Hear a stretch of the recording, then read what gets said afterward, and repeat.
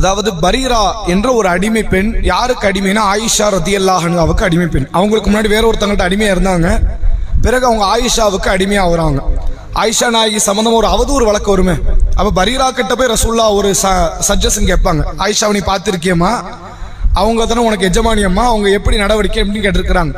அப்பதான் பரீரா என்ன சொல்லுவாங்க, மாவை குழப்பி வச்சுட்டு அந்த மாவை பாதுகாக்க கூட தெரியாமல் தூங்கி விட்டு ஆட்டுக்கு இரையாக்கக்கூடிய அளவுக்கு ஒரு அப்பாவி பெண்மணி ஆயிஷா. ஆயிஷா தப்பு பண்ணாங்கன்னு சொன்னா யாருமே நம்ப மாட்டாங்க. ஒரு மாவை கூட பாதுகாக்க தெரியாது. அப்ப அப்படி ஒரு பெண் வந்தாங்கன்னா தப்பு செஞ்சா லேசில மாட்டிக்குவாங்க.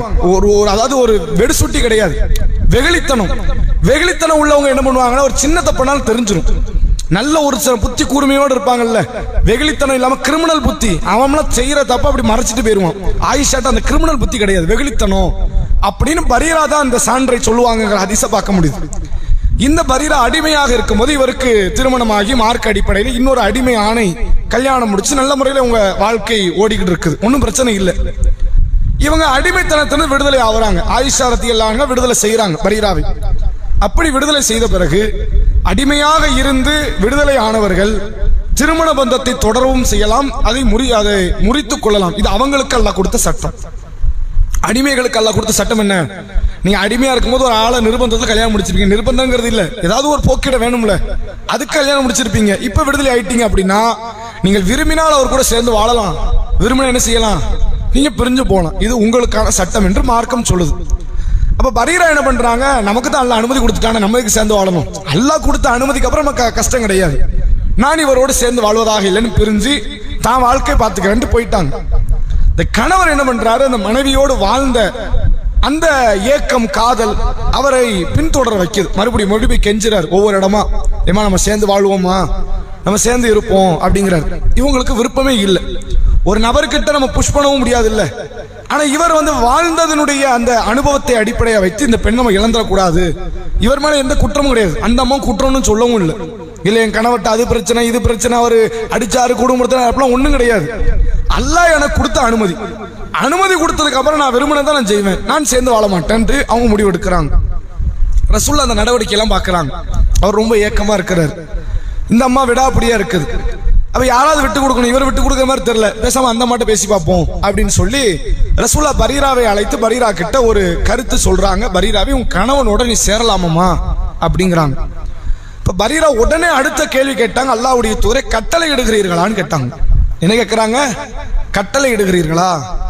ஏன் அப்படின்னா ரசூலுல்லாஹ் மார்க்கத்தை சஜஷன் கொடுக்கவே மாட்டாங்க. தொழுறீங்களாப்பான்லாம் கேட்க மாட்டாங்க, தொழுதுதான் ஆகணும் பாங்க. நோன்பு வைக்கிறீங்களா, தர்மம் பண்றீங்களா, அல்லாஹ்க்கு பயப்படுறீங்களா, அந்த கேள்வியே வராது. பயந்துதான் ஆகணும், தொழுதுதான் ஆகணும், நோன்பு வச்சுதான் ஆகணும், இது கட்டளை.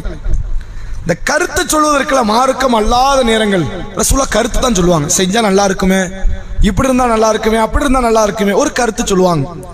அப்ப பரீரா என்ன கேட்கிறாங்க, அல்லாஹ்வுடைய தூதரே கட்டளை இடுகிறீர்களா? கட்டளைனா அது அல்லாஹ் சொன்னாதான் கட்டளை இட முடியும், சும்மா உங்களால கட்டளை இட முடியாது. கட்டளை இடுகிறீர்களா? இல்லாம இது என் கருத்து, அப்ப அதை ஏற்றுக்க எனக்கு அவசியம் கிடையாதுன்னு போயிட்டாங்க.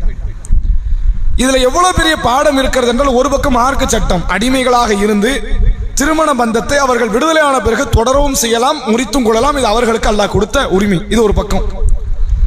ரெண்டாவது என்ன அப்படின்னா, ஒரு கணவன் மனைவிக்குள்ள பிளவு ஏற்பட்டுருச்சுன்னா இயல்பா ஒரு ஈமான் கொண்டவன் உள்ள என்னமா இருக்கணும், சேர்த்து வைக்க துடிக்கணும். ரசூலுல்லாஹ்க்கு துடிச்சாங்க. ரசூலுல்லாஹ்க்கு அவசியமா பரீரா என்ன நம்ம வீட்டு பிள்ளையா, அவர் கணவர் என்ன நமக்கு தெரிஞ்சவங்களா, சண்டை போட்டா போட்டு வராங்க அப்படின்னு ரசூலுல்லாஹ் போகல. யாரோ ஒருத்தங்க ஒரு கணவன் மனைவிக்குள்ள ஒரு பிளவு ஏற்படுது, அந்த பிளவை சுமூகமாக்குவதற்கு நபியவர்கள் துடித்தார்கள். அப்போ கணவன் மனைவிக்கு மத்தியில் பிளவு ஏற்பட்டால் அதை இணைத்து வைப்பதற்குத்தான் இஸ்லாமிய சமூகம் போராடணும், முயற்சி பண்ணணும். இந்த அடிப்படையை நபிக்கிட்ட இருந்து கற்றுக்கொள்ளலாம். இது எல்லாவற்றுக்கும் மேல ஒரு பெரிய பாடம் இந்த ஹதீஸ்ல என்ன இருக்கு அப்படின்னு கேட்டா, நபிக்கே அல்ல ரெண்டு லைஃப் ஆக்குறான். நபிக்கு எத்தனை லைஃப் இருக்கு? ரெண்டு லைஃப். ஒன்னு மார்க்கம், இன்னொன்று அவருடைய சுய விருப்பம். ரெண்டு லைஃப் இருக்குதான். அவர் சுய விருப்பத்துல சில காரியத்தை பண்ணுவார், அது ஒரு காலத்திலே மார்க்கம் ஆகாது. அது அவருக்கும் மார்க்கம் இல்லை, மற்றவர்களுக்கும் மார்க்கம் இல்லை. இப்ப உதாரணத்துக்கு பாருங்களேன், ரசூலுல்லாஹ்க்கு சுரக்காய்னா ரொம்ப பிடிக்கும். ஹதீஸ் கேள்விப்பட்டிருக்கீங்களா? ரசூலுல்லாஹ்க்கு உணவு வைக்கும் போது ஒரு முறை சுரக்காயை வைக்கப்படுது, அந்த காய்கறியை வைத்து சமைத்து வைக்கப்படுது. ரசூலுல்லாஹ் அந்த சுரக்காயை தேடி தேடி தேடி தேடி சாப்பிட்டாங்க. அதனால சுரக்காய் சாப்பிடுற சுன்னத்தா? இன்னைக்கு சுன்னத்துல் ஜமாத்துல சொல்லுவாங்க, சுரக்காய் சாப்பிடுங்க அது சுன்னத்து அப்படின்னு சொல்லுவாங்க. அதே மாதிரி கோதுமைக்கு ஏதோ ஒரு தனி மதிப்பு இருக்கிற மாதிரி ரசூலா கோதுமை தானே வாழ்நாள் முழுக்க சாப்பிட்டாங்க, கோதுமைக்கு ஒரு தனி மதிப்பை சேர்ப்பாங்க. பேரிச்சம்பழம் ஏதோ ஒரு பெரிய பாக்கியம் மிக்க மாதிரி. ஒரு ஆலிம்சா இலங்கையில பேசுறாரு, பேரிச்சம்பழங்கிறது பேரிச்சம்பழம் கொட்டை இருக்குதே அது நமக்கு மாமி, வாப்பா கூட பிறந்த தங்கச்சி அது அப்படின்னு ஒரு ஆலிம்சா பேசியிருக்கிறார் இலங்கையில. ஏன் அப்படி சொல்றாரு அப்படின்னா, ஆதம் அலைஹிஸ்ஸலாம் அல்லாஹ் மண்ணில் படைச்சாமல, மிச்ச பேலன்ஸ் இருந்த மண்ணில் அல்லாஹ் பேரிச்சம்பழத்தை நட்டான். அப்ப அதுல இருந்து வந்து வாப்பா கூட பிறந்த தங்கச்சி, அப்ப அது நமக்கு மாமி தானே, பேரிச்சம்பழம் மாமி அப்படின்னு பேசுறாரு. மண்டைக்கு மூளைக்கு சம்பந்தம் இல்லாமல், குர்ஆன் ஹதீஸை ஏற்றுக்கொள்ளாமல், அது சும்மா வாயில வந்த கருத்துக்களை எல்லாம் ஒரு கப்சாவாக சொல்லக்கூடியது. பேரிச்சம்பழம் இஸ்லாத்தில் இல்லையா அப்படின்னா, பேரிச்சம்பழம் என்பது நோன்பு திறக்கிறது. அதுக்கு ரசூலா சொல்லி இருக்கிறாங்க, நோன்பு திறக்கும் போது பேரிச்சம்பழத்தை கொண்டு ஆரம்பிங்கன்னாங்க. சகருடைய வேளையில பேரிச்சம்பழத்தை ரசூலா இணைத்ததா ஒரு செய்தி இருக்குது. அவ்வளவுதான் மார்க்கம். பேரிச்சம்பழத்துக்கு இஸ்லாத்துக்கு எவ்வளவு சம்பந்தம், இவ்வளவுதான் சம்பந்தம். இதை தாண்டி எங்கேயா பேரிச்சம்பழம் சம்பந்தப்படுமா? கிடையாது, ஒரு இடத்துல சம்பந்தம் கிடையாது. அப்ப எந்த ஒரு நேரத்திலும் ரசூலுல்லாஹ்வுடைய எல்லா நடைமுறைகளுமே அது மார்க்கம் இல்லை. எதுவெல்லாம் மார்க்கம் ஆகும்னா, நபி சொல்லுவாங்க இது மார்க்கம், இதை செய்யுங்க, இது அவசியம், இது மறுமை, இது பரக்கத்து, இது சொர்க்கத்தை கொண்டு போய் சேர்க்கும், இது நரகத்துல காப்பாற்றும் என்று சொல்வதெல்லாம் தான் மார்க்கமாகுமே தவிர நபியின் நடைமுறைகள் எல்லாம் மார்க்கம் ஆகாது. அதுக்கு உதாரணம் ரசூலுல்லாஹ்வுடைய ட்ரெஸ் கல்ச்சர் எடுத்துக்கலாம். ரசூலுல்லாஹ் ஒரே ஆடைய போர்வையை கழுத்துல கட்டி அப்படித்தான் தன் வாழ்நாள் முழுக்க கழிச்சாங்க. அதனால இந்த ட்ரெஸ் தான் அவர்களுடைய தனிப்பட்ட சில காரியங்கள். அந்த காரியத்தை நீங்க பார்க்கலாம், ரசூலுல்லாஹ்வையே நிறைய சஹாபி பின்பற்ற மாட்டாங்க. தனிப்பட்ட காரியத்துல கரெக்டா இருப்பாங்க. எங்கன மார்க்கம் எங்கன மார்க்கம் இல்லைன்னு தெளிவா இருக்கும். இதுல பரீராவுடைய சம்பவம் தெரியுதா இல்லையா? பரீரா என்ன சொல்றாங்க, நபி சொன்னா கட்டுப்பட்டு இருக்கணும், நபி சொல்லிட்டாங்கப்பா உடனே கட்டுப்படணும், அதான் கேட்டாங்க, இது அல்லாஹ்வின் கட்டளையா? ஏன்னா அல்லாஹ் சொன்னாதான் நீங்க கட்டளை இடுவீங்க, கட்டளை இடுறீங்களா சஜஷனா, கருத்தா? கருத்து தாமா, கருத்துனா கேட்க முடியாதுன்னு. அதனால பரீரா அல்லாஹ்வுடைய தூதர் மாறி செஞ்சுட்டாங்கன்னு அர்த்தமா? கிடையாது. ரசூலுல்லாஹ்வுடைய சுய விருப்பங்களை ஏற்றுக்கொள்வதும் ஏற்றுக்கொள்ளாமல் இருப்பதும் அவரவருடைய விருப்பம். ஒரு முறை ரசூலுல்லாஹ் மக்கால இருந்து மதீனாக்கு வராங்க. புதிதாக நபி அவர்கள் பார்த்த மதீனாவினுடைய கலாச்சாரத்தில் ஒன்று விவசாயம். மக்கால என்ன கிடையாது? விவசாயம் கிடையாது. ரசூலுல்லாஹ்வுடைய காலத்துல முழுக்க முழுக்க அது வியாபார ஸ்தலம். பொருளை வாங்குறது, இம்போர்ட் எக்ஸ்போர்ட் மட்டும் தான் அங்க நடக்கும். அவனுக்கு என்ன தானியம் வேணாலும் வேறு ஊர்ல இருந்து வந்தாதான் உண்டு. அதனால யமாமா நாட்டுல இருந்து கோதுமை எல்லாம் வந்து இறங்கும் ரசூலுல்லாஹ்வுடைய காலத்திலேயே மக்காக்கு. அப்ப இங்க வந்து பார்த்தோம்னா ரசூலுல்லாஹ்வுக்கு பெரிய ஆச்சரியம் என்னதுன்னா, பேரிச்சம்பழம் மரங்கள் எல்லா மரத்தையும் கட்டி கட்டி கட்டி கட்டி வைக்கிறாங்க. ஆண் மரம் பெண் மரம் என்று பிரிக்கிறாங்க. ரசூலுல்லாஹ் வந்து பாக்குறாங்க, வித்தியாசமா இருக்குது, இந்த மரத்தையெல்லாம் கட்டி போட்டதை அவுத்து விடுங்க, அது பார்க்கவே ஒரு அழகா இருக்கும் அப்படின்னு ஒரு கருத்து சொல்றாங்க. இதை கேட்டுட்டு எல்லா நபி சொல்லிட்டாங்க, போன மரத்தை அவிழ்த்து விடுறாங்க. அந்த நேரம் அந்த ஆண்டினுடைய இறுதியில மக்சூல் குறைஞ்சிருது. இப்ப ரசூலுல்லாஹ்ட்ட தான தகவல் வரும், இந்த ஆண்டு கூடி இருக்கா குறைஞ்சிருக்கா, போன வருஷத்தோட டேட்டா எப்படி இருக்குது. ரசூலுல்லாஹ் பாக்குறாங்க, போன ஆண்டை விட இந்த ஆண்டு பேரிச்சம்பழத்துடைய மக்சூல் குறைஞ்சிருக்கு. உடனே சஹாபிகளை விவசாயிகளை அழைச்சி கேட்கறாங்க, என்னப்பா போன வருஷத்து அளவுக்கு இல்லையா பேரிச்சம்பழம், என்னாச்சு? இல்ல நீங்க தான் பேரிச்சம்பழம் மரங்களை கட்டி வைக்காதீங்க, நாங்க வச்சோம், நீங்க வைக்க வேண்டாம்னு சொன்னதுனால விட்டுட்டோம், அதனால குறைஞ்சிருக்கு. அப்ப ரசூலுல்லாஹ் சொன்னாங்க, இந்த துன்யாவுடைய காரியங்கள் இருக்குது, என்னை விட நீங்கள் நன்கு அறிந்தவர்கள். யாருக்கு நல்லா தெரியும்? உங்களுக்கு தான் நல்லா தெரியும். நான் விவசாயம், மருத்துவம், டெக்னாலஜி, அப்புறம் இன்ஜினியர், இப்படி எல்லாத்தையும் நான் கத்துக்கிட்டேன்னா எனக்கு ஏதோ ஒன்று ரெண்டு தெரியும். தெரிஞ்சதை வச்சு நான் பேசிக்கிட்டு இருக்கிறேன். உலக காரியத்தில் என்னை விட நீங்கள் நன்கு அறிந்தவர்கள், அதுல நீங்க முடிவெடுத்துக்கங்க. இன்ன தீனக்கும், மார்க்கம் என்றால் அது என்கிட்ட தான் வரணும் நாங்க ரசூலுல்லாஹ். அப்ப உலகத்தினுடைய நிகழ்வுகள் எல்லாம் நபிக்கு சம்பந்தம் கிடையாது என்னும் பொழுது, நபியுடைய லைஃபையே அல்லாஹ் ரெண்டா பிரிக்கிறான் அப்படின்னா, உலமாக்களுடைய மார்க்க சட்டங்கள் எப்படி சரியாகும்? உலமாக்களுடைய கருத்துக்கள் எப்படி மார்க்க சட்டமாகும்? பின் சென்று வந்தவர்களுடைய மார்க்க செய்திகள் எல்லாம் எப்படி மார்க்கத்தினுடைய தத்துவங்களாக சட்டத்திட்டங்களாக மாறும்? இது அடிப்படையை தெரிஞ்சுக்கணும். நபி லைஃப்ல எல்லாம் ரெண்டா பிரிக்கிறான்.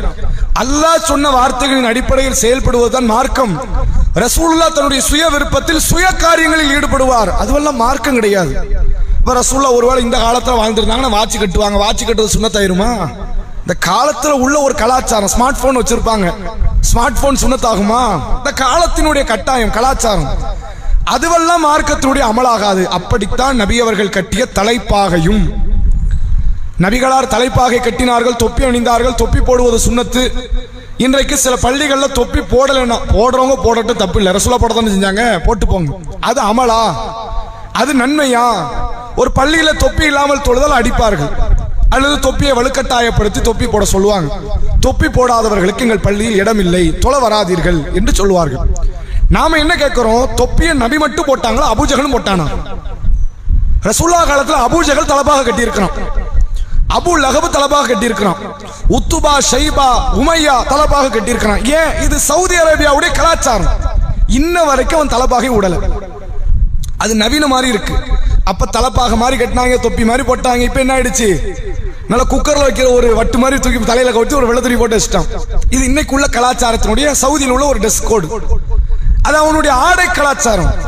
அது என்னவா மாறிடாது, ஒரு காலத்திலும் மார்க்கமாகாது. இந்த அடிப்படையை மக்கள் புரிந்து கொள்வார்களே ஆனால் இஸ்லாத்தின் பெயரால் மண்டி கிடக்கக்கூடிய பல பிதாத்துகளுக்கு முற்றுப்புள்ளி வச்சிடலாம். எது மார்க்கம், எது மார்க்கம் இல்லாத காரியம் என்று தெரிந்து கொள்ளணும். அல்லாஹ்வுடைய ரசூலினுடைய கட்டளை இருந்தால் தான் அது மார்க்கம். அல்லாஹ்வுடைய ரசூலுடைய வழிகாட்டுதல் இருந்தால் தான் அது மார்க்கம். ரசூலுல்லாஹ் சுயமாக ஊர் கலாச்சாரத்திற்கு ஏற்றவாறு சில காரியங்களை செய்தால் அது மார்க்கம் அல்ல. அதை சஹாபாக்களே பல பேர் பல நேரங்களில் மீறி நடந்திருக்கிறாங்க. ஏனென்றால் அதை அவர்கள் மார்க்கமாக பார்க்கவில்லை என்பதை இந்த செய்தியின் வாயிலாக புரிந்து கொள்ள முடிகிறது.